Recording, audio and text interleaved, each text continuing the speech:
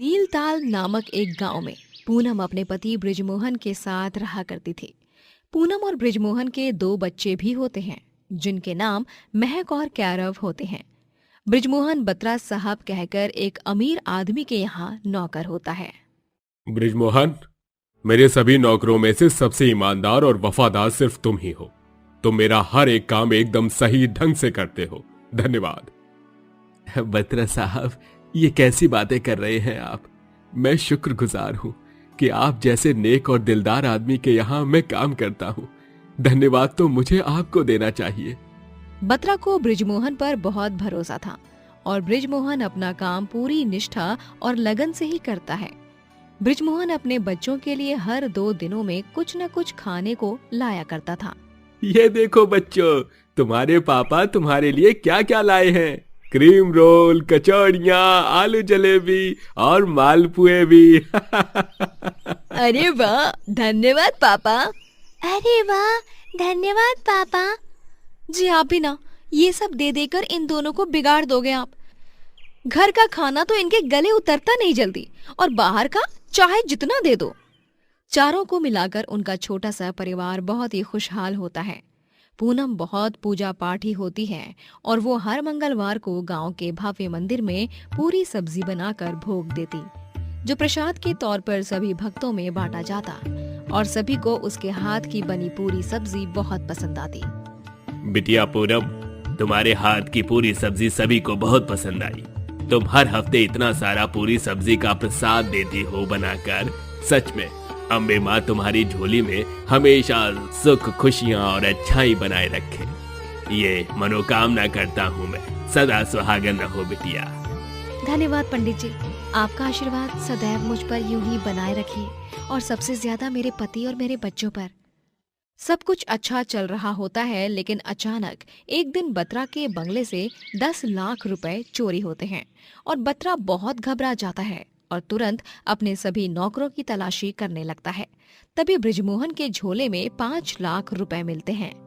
अरे बृजमोहन, तुमने मेरे पैसे चुराए। 10 लाख रुपए के सिर्फ 5 लाख हैं तेरे पास, बाकी के 5 कहाँ हैं? अरे बेशरम आदमी, अगर तुझे पैसों की ही इतनी जरूरत थी तो सीधे मुंह मांग लेता। यूं इस तरह चोरी चकारी क्यों की? तुझ पर मैंने इतना भरोसा किया, लेकिन आज तूने सारा भरोसा चकनाचूर कर दिया। बत्रा साहब, मेरा यकीन कीजिए, माता रानी की कसम, मैंने कोई चोरी नहीं की और मुझे कुछ नहीं पता कि ये पैसे मेरे झोले में कैसे आए।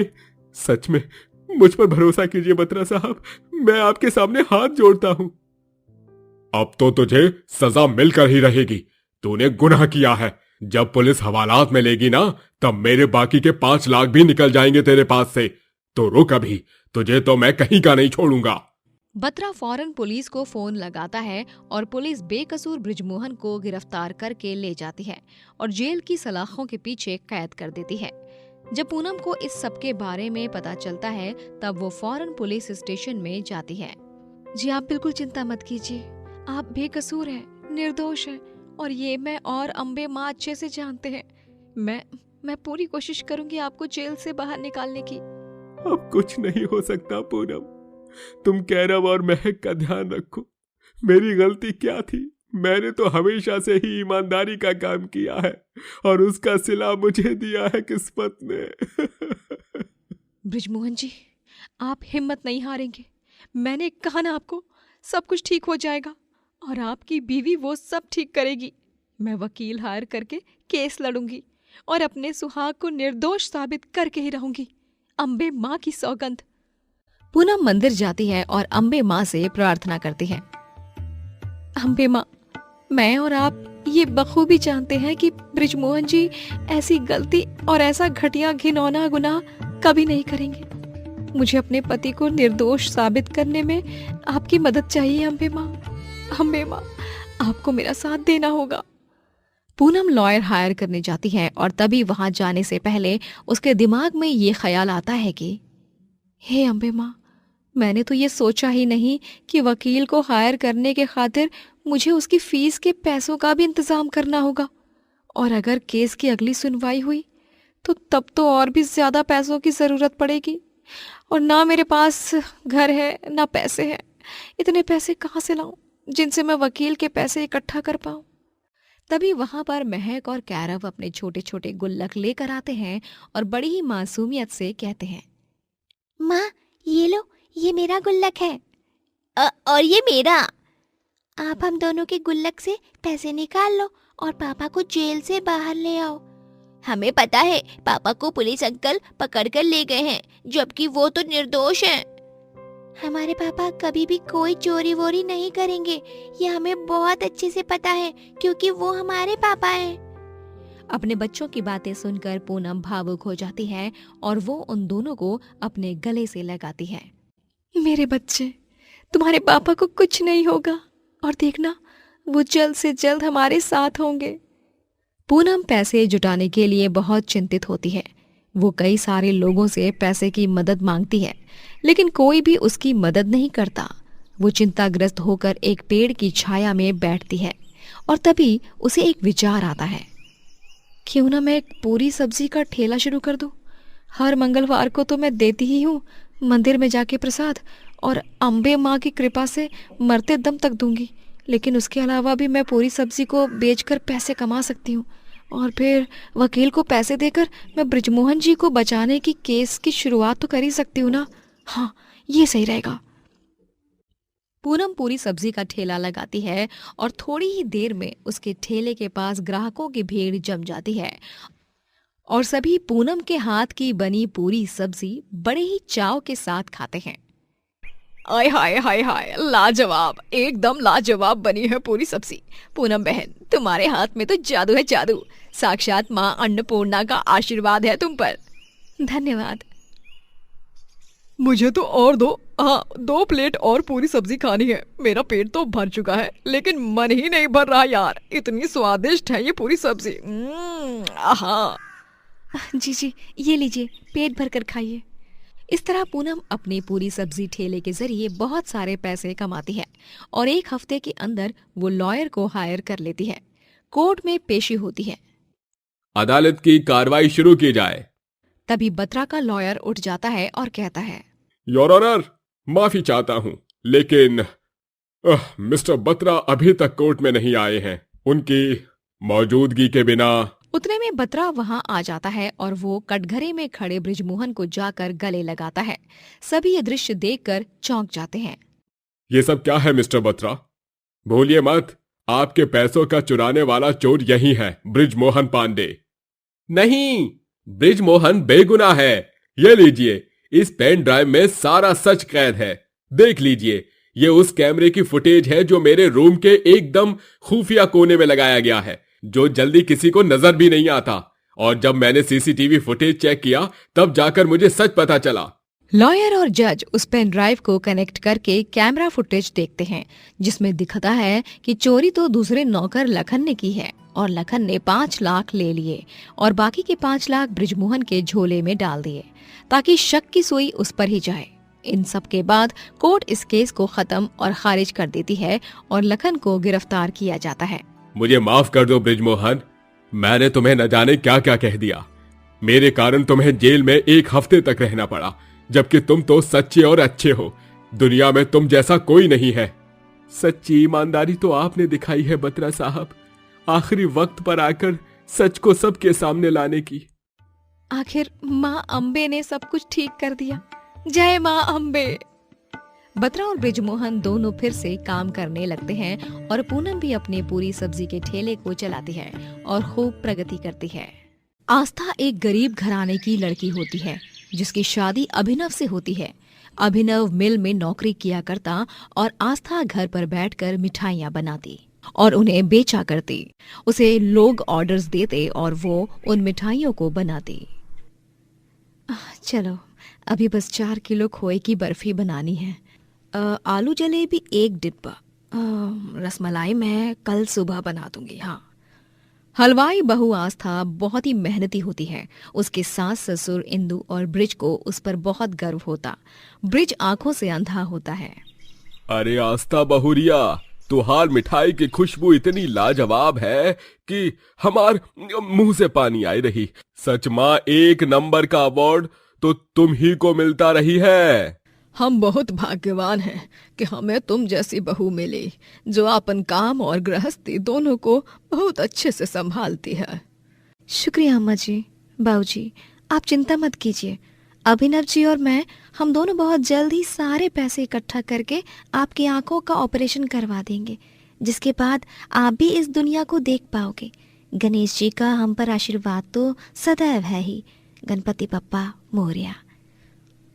आस्था गणेश जी की बहुत बड़ी भक्त होती है। वो दिन रात उनकी पूजा और आराधना करती रहती। मंदिर में दीप जलाकर शंख फूंकती और आरती गाती और गणेश जी के पसंदीदा मोदक भी भोग प्रसाद के तौर पर चढ़ाती।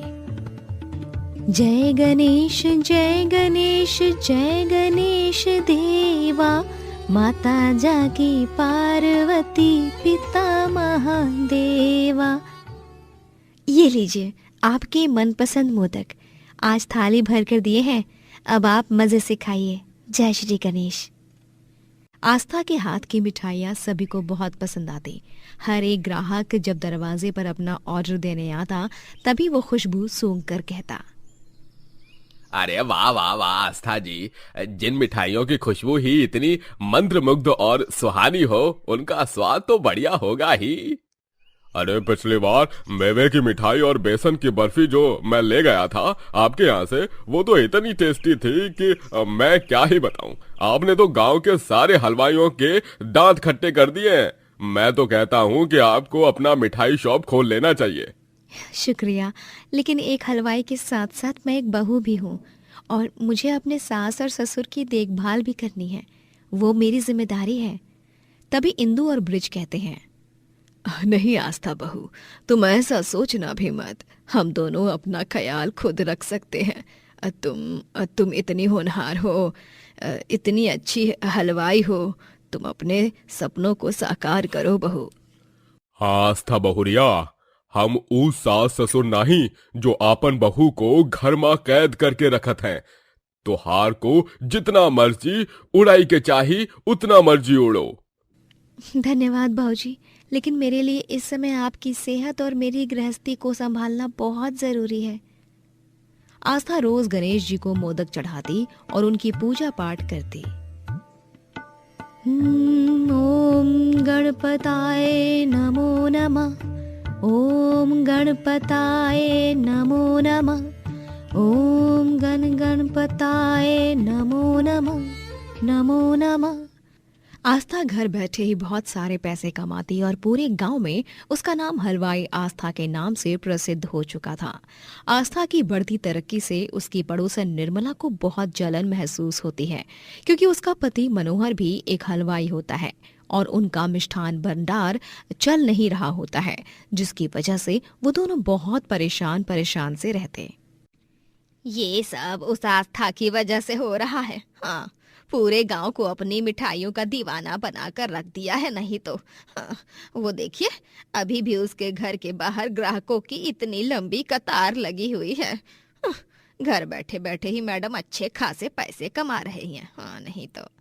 निर्मला, उस आस्था की वजह से हमारे मिष्ठान भंडार को ताला लगाने की नौबत आ गई है। अब तुम ही कुछ कर सकती हो। अपने खुराफाती दिमाग को तेज चलाओ और कुछ तो ऐसा करो जिससे ये आस्था नाम का कंकड़ हमारे रास्ते से हट जाए।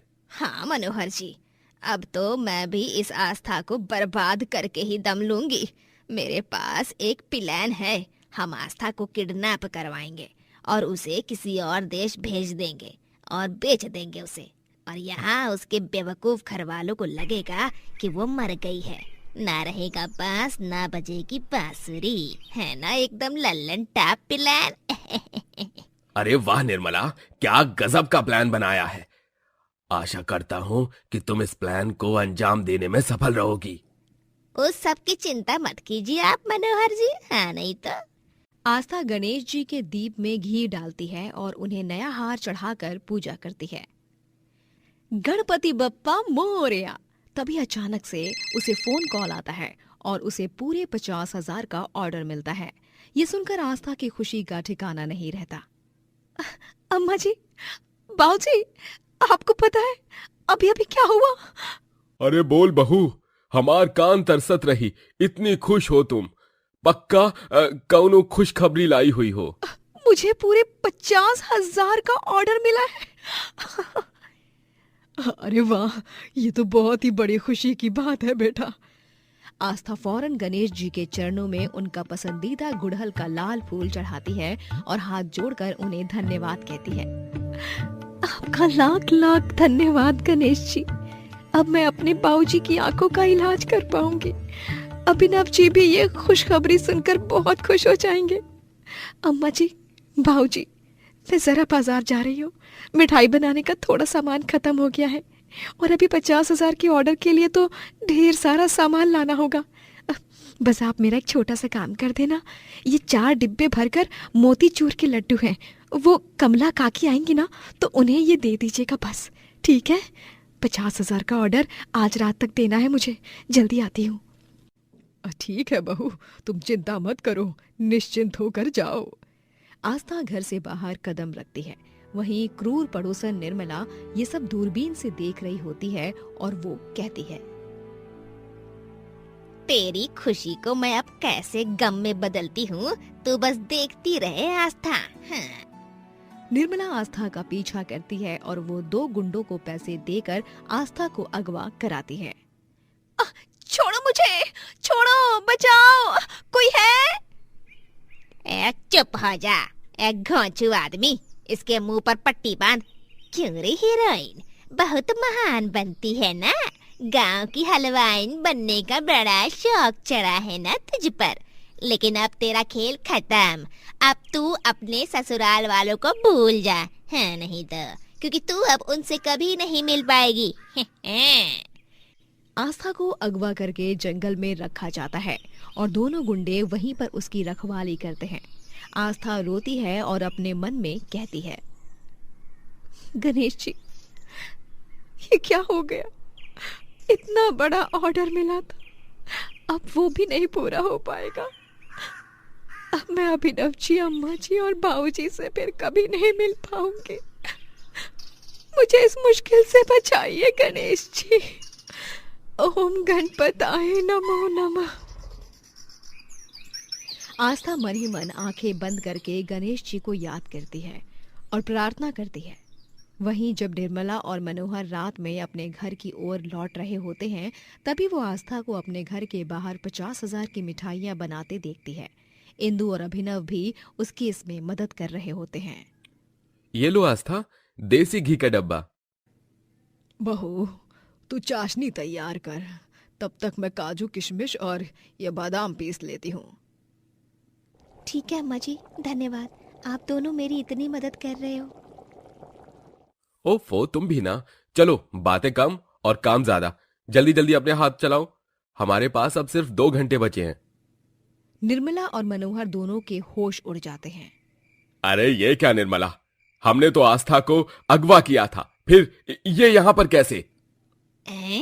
वही तो मुझे भी समझ नहीं आ रहा है। ये आस्था नाम की आफत वापस कैसे आ गई यहाँ पर? हाँ नहीं तो। निर्मला और मनोहर जब फिर से जंगल में जाते हैं, तभी वहां पर दोनों गुंडे मौजूद होते हैं और आस्था भी। निर्मला आस्था के मुंह पर चढ़ी पट्टी को हटाती है और हैरानी से कहती है, अरे अगर ये यहाँ पर है तो वहाँ पर इसके घर के आंगन में कौन मिठाइयाँ बना रहा है? एक ही वक्त में 2 आस्था। अरे क्या चक्कर है भाई? क्या इसका मतलब इस आस्था की आस्था जीत गई? मेरे गणेश जी हैं वो, जो मेरा रूप लेकर वहां पर मिठाइयां बना रहे हैं। और मैं ये पूरे यकीन के साथ कह सकती हूँ, गणपति बप्पा मोरया। तभी वहां पर साक्षात गणेश जी प्रकट होते हैं और उन्हें देखकर सभी दंग रह जाते हैं। गणपति बप्पा मोरया! मेरे गणेश जी, आपको कोटि कोटि प्रणाम गणेश जी। जीती रहो आस्था बिटिया। क्यों निर्मला और मनोहर रह गए ना चकित और हैरान? तुम दोनों ने जो कुछ भी किया बहुत गलत किया। मेरी परम भक्त को परेशान करने का अंजाम तो तुम्हें भुगतना ही होगा। गणेश जी निर्मला और मनोहर को अंधा बना देते हैं। नहीं! और इस तरह आस्था की श्रद्धा और भक्ति की जीत होती है। वहाँ पर जो आस्था मिठाइयाँ बना रही थी, वो वाकई में गणेश जी ही थे। आस्था 50,000 के ऑर्डर के बाद उन पैसों से ब्रिज की आंखों का ऑपरेशन कराती है और तो और कुछ दिनों के बाद वो आखिरकार गांव में अपना मिष्ठान भंडार भी खोलती है और जीवन में खूब तरक्की